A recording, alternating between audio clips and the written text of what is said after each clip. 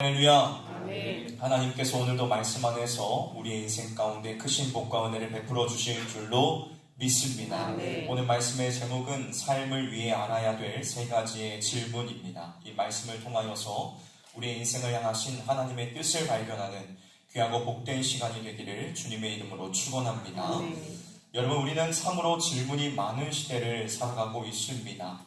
어떤 분들은 노후를 어떻게 준비해야 될까라는 질문을 하시기도 하고, 어떻게 하면 건강한 삶을 살 수 있을까라며 질문을 하시면서 살아가고 있으시겠지요. 우리는 답을 찾기 위해 분주하게 움직입니다. 서점에 가서 자기계발서를 읽어보기도 하고, 요즘은 유튜브에서 많은 사람들의 조언을 찾아 듣기도 합니다.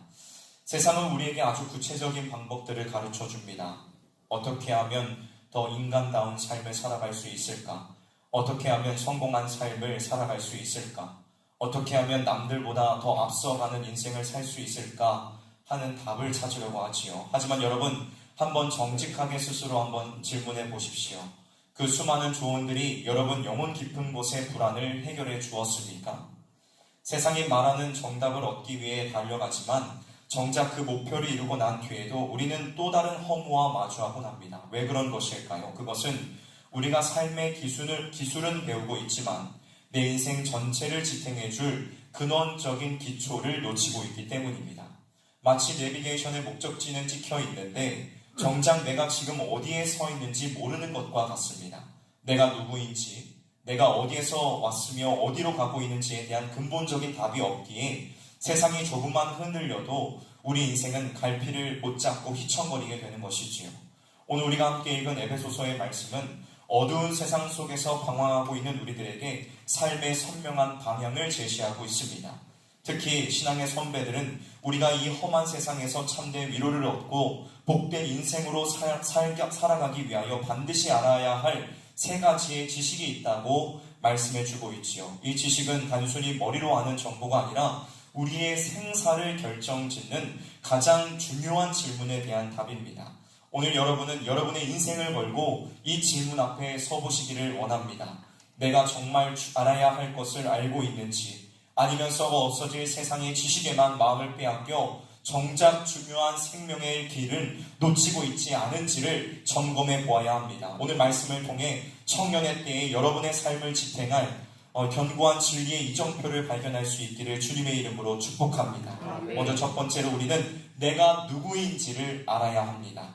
인생의 기초를 세우기 위해 던져야 할 첫 번째 질문은 바로 나의 실존에 대한 것입니다. 오늘 본문 8절 상반절은 우리의 과거를 이렇게 정의하고 있지요. 너희가 전에는 어둠이더니.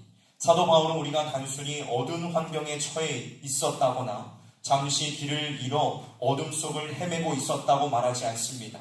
우리 존재 그 자체가 어둠이었다라고 선포하고 있습니다. 이것은 우리가 스스로의 힘으로는 단 1%의 빛도 만들어낼 수 없는 철저히 무능하고 비참한 상태였음을 의미합니다. 하지만 오늘날 우리가 살아가는 이 세상은 우리에게 전혀 다른 이야기를 들려줍니다. 너는 충분히 괜찮은 사람이야. 너의 내면에 있는 잠재력을 믿어봐. 조금만 더 노력하면 너 스스로 빛이 될 수 있어 라며 끊임없이 속삭입니다. 그래서 우리는 나의 연약함이나 죄를 드러내기보단 어떻게든 그것을 감추고 포장하는 데에만 익숙해져 있습니다. 그래서 늘 웃는 얼굴을 띄우며 괜찮아 라며 우리 자신을 포장하고 있지요. 그러나 여러분, 그렇게 나를 포장하고 괜찮은 척하는 삶이 여러분에게 참된 평안을 주었습니까? 오히려 남들에게 들킬까봐 전전긍긍하는 불안함, 나조차 감당할 수 없는 내면의 어두움 때문에 더 깊은 외로움과 비참함을 느끼지는 않으셨습니까? 성경은 우리에게 그 가면을 벗으라고 말씀합니다. 우리가 얼마나 큰 죄인인지, 하나님 없는 인생이 얼마나 소망 없는 비참함인지를 아는 것이 복음의 시작이라고 말씀하고 있습니다. 그래서 예수님께서는 이렇게 분명히 말씀하셨지요. 마태복음 9장 12절 말씀입니다. 건강한 자에게는 의사가 쓸데없고 병든 자에게라야 쓸데 있느니라. 병이 든 사람이 자신이 아프다는 사실을 부정하면 결코 의사를 찾지 않습니다. 그리고 결국 그 병 때문에 죽음에 이르게 되지요. 신앙도 마찬가지입니다. 내가 얼마나 지독한 죄의 병에 걸려 있는지, 내 힘으로는 도무지 해결할 수 없는 어둠 자체라는 사실을 뼈저리 느끼는 그러한 사람들만이 비로소 구원자이신 예수 그리스도를 간절히 찾게 된다는 것입니다. 따라서 나의 죄와 비참함을 아는 것은 나를 자학하거나 절망에 빠뜨리는 것이 아닙니다. 오히려 그것은 참된 치료를 받기 위한 필수적인 과정인 것입니다. 내가 어둠이라는 사실을 인정할 때에 비로소 내 밖에서 비추어오는 빛을 갈망하게 되게 되어 있습니다. 사랑하는 성도 여러분, 세상이 말하는 근거 없는 자신감에 속지 마십시오.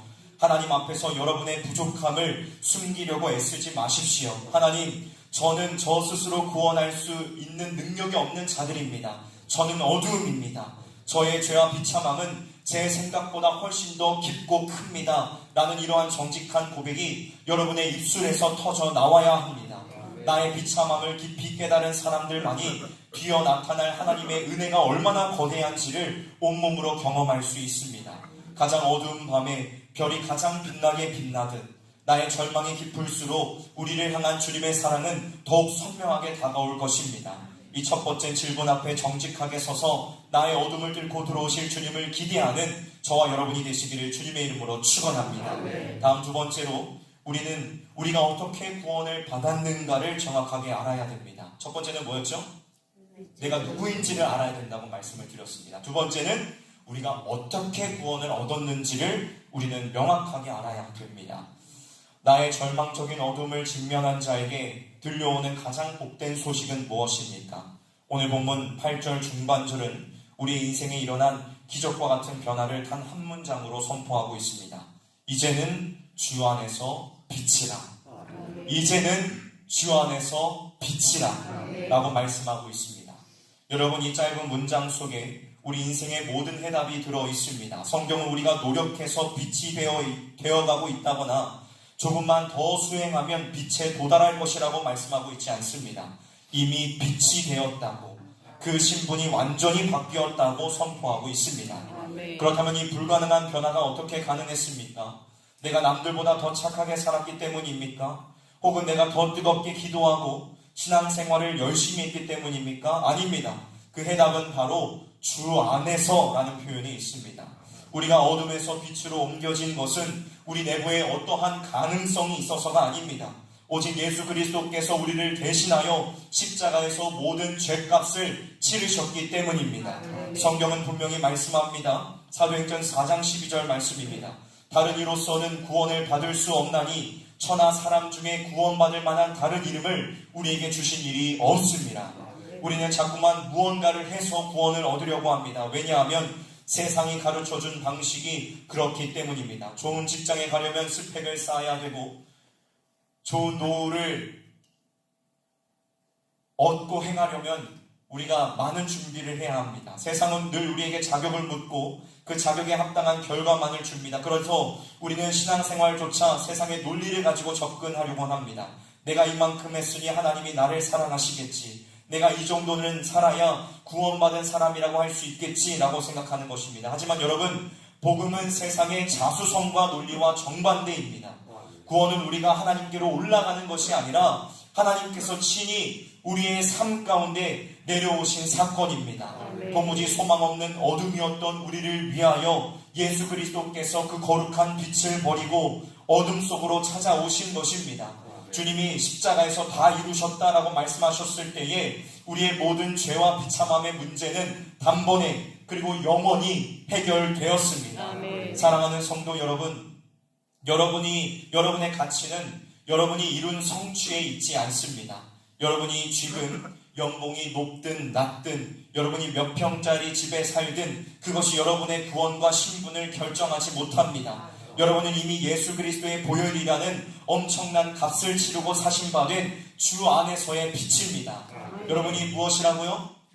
주 안에서의 빛입니다. 우리 옆에 계시는 분들과 함께 인사해 보도록 하지요. 당신은 주 안에서의 빛입니다. 당신은 주 안에서의 빛입니다. 빛이 되어가고 있는 것이 아닙니다. 이미 여러분들은 빛입니다. 세상은 여러분이 조금만 실수해도 너는 실패자야 라고 낙인을 찍을지 모릅니다. 하지만 주님은 여러분을 향해 너는 나의 빛이다 라고 말씀하십니다. 이 구원의 방법을 아는 것이 왜 중요합니까? 이 방법을 모르면 우리는 늘 불안하기 때문입니다. 내 행위에 따라 구원이 흔들린다고 믿으면 우리는 한순간도 평안할 수가 없습니다. 그러나 구원이 오직 주님의 일하심, 주님의 열심에 달려있다는 사실을 믿는 순간 우리에게는 세상이 줄 수 없는 담대함이 생깁니다. 내가 연약해도 나를 붙드시는 그 주님이 완벽하시기에 나의 구원은 결코 취소되지 않습니다. 아멘. 그러므로 이제 여러분 자신을 증명하려는 피곤한 삶을 멈추십시오. 아멘. 내가 이 정도는 되어야지 라는 강박에서 벗어나 나를 빛으로 부르시는 그 주님의 은혜를 누리시기를 바랍니다. 아멘. 여러분이 오늘 빛으로 서 있을 수 있는 이유는 여러분의 실력이 아니라 주님의 사랑 때문입니다. 아멘. 이 구원의 확신이 여러분의 흔들리는 삶을 지탱하는 가장 견고한 반석이 되기를 주님의 이름으로 축원합니다. 아멘. 마지막 세 번째로 이제 우리가 무엇이 되었다고요? 주님의 빛. 빛이 되었다고요. 빛이 되었다면 우리는 이제 어떠한 삶을 살아가야 될까요? 그 사실을 알아야 됩니다. 우리가 죄인임을 깨닫고 오직 은혜로 구원을 받아 빛이 되었다는 사실을 알았다면 이제 우리는 자연스럽게 흘러나와야 할 고백이 있습니다. 그것은 시편 116편의 기자의 고백과 같습니다. 시편 116편 12절 말씀입니다. 내게 주신 모든 은혜를 내가 여호와께 무엇으로 보답할까? 많은 그리스도인들이 삶 가운데에서 많은 걱정과 염려와 어려움을 생각하며 또한 신앙생활에서의 문제를 생각하게 됩니다. 그러면서 의무감을 느끼게 되지요. 하지만 여러분 성경이 말씀하고 있는 성도의 삶은 결코 의무가 아닙니다. 그것은 나를 살리신 사랑에 대한 가장 뜨거운 감사의 반응입니다. 오늘 본문 8절 하반절은 우리에게 이렇게 권면하고 있습니다. 빛의 자녀들처럼 행하라. 우리가 빛의 자녀답게 살아야 하는 이유는 그렇게 살아야 구원을 받기 때문이 아닙니다. 이미 빛이 되었기에 그 신분에 어울리는 삶을 사는 것입니다. 이것은 마치 평범한 운동선수가 그토록 꿈꾸던 국가대표로 선발된 것과 같습니다. 국가대표가 된 선수는 그날부터 누가 강제로 시키지 않아도 스스로 식단을 조절하고 새벽마다 고된 훈련을 자처합니다. 남들보다 편하게 먹고 놀지 못하는 것이 그 선수에게 억울한 고통일까요? 국가대표 선수에게 있어서 훈련하는 것이 고통이겠습니까? 아닐 것입니다. 가슴에 태극마크를 달았다는 영광이며 자신을 믿고 뽑아준 나라에 대한 감사의 표현일 것입니다. 그는 훈련을 통해 국가대표가 되는 것이 아니라 국가대표가 되었기에 그 신분에 어울리는 실력을 갖추고 싶어 기쁘게 땀을 흘리는 것입니다. 그렇다면 우리가 하나님께 드릴 수 있는 최고의 감사의 구체적인 표현은 무엇일까요? 오늘 본문 9절과 10절은 그 길을 제시합니다. 빛의 열매는 모든 착함과 의로움과 진실함에 있느니라. 주를 기쁘시게 할 것이 무엇인가 시험하여 보라. 우리의 감사는 단순히 입술로만 감사합니다 라고 외치는 것이 아닙니다. 우리의 삶 가운데 진정한 감사는 여러분의 일상 속에서 빛의 열매를 맺는 것입니다. 삶 가운데서 정직하게 살아가는 것, 하나님의 영광을 위해 삶을 살아가다 보면 사람들은 우리에게 그렇게 물어볼 것입니다. 꼭 그렇게 살아가야만 해? 라고 물으실 것입니다. 그러나 우리는 그러한 삶을 살아가야 합니다.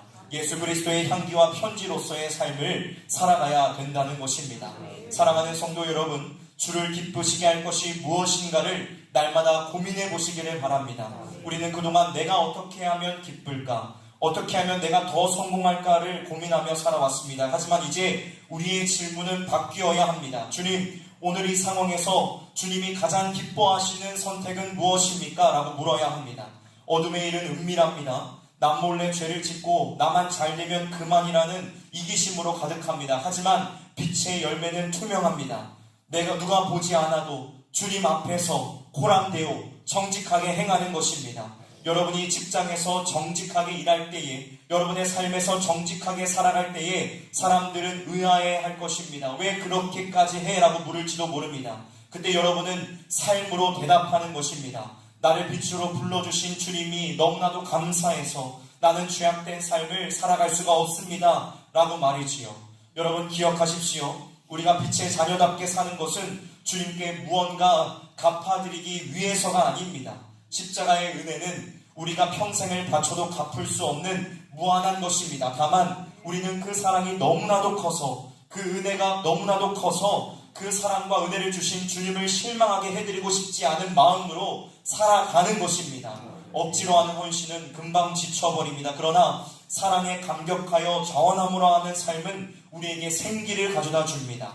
여러분, 오늘 여러 가지의 삶의 현장들 속에서 우리의 삶이 하나님을 향한 감사의 제단이 되기를 원합니다. 여러분의 삶을 통해 맺어지는 착함과 의로움과 진실함의 열매가 이 어두운 세상을 환하게 비추는 그리스도의 편지가 되기를 주님의 이름으로 축복합니다.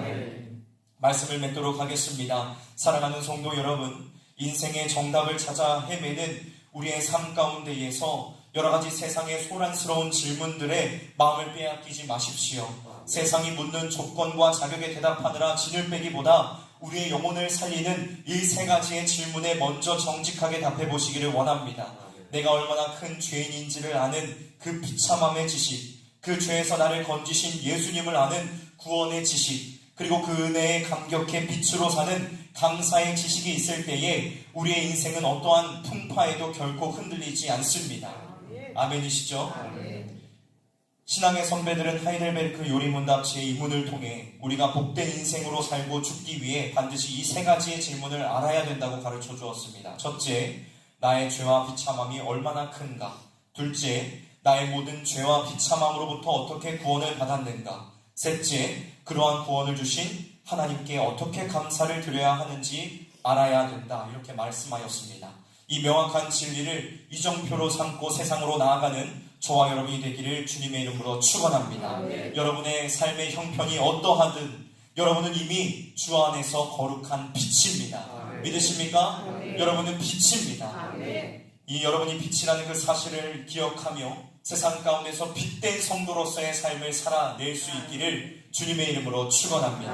함께 기도하도록 하겠습니다.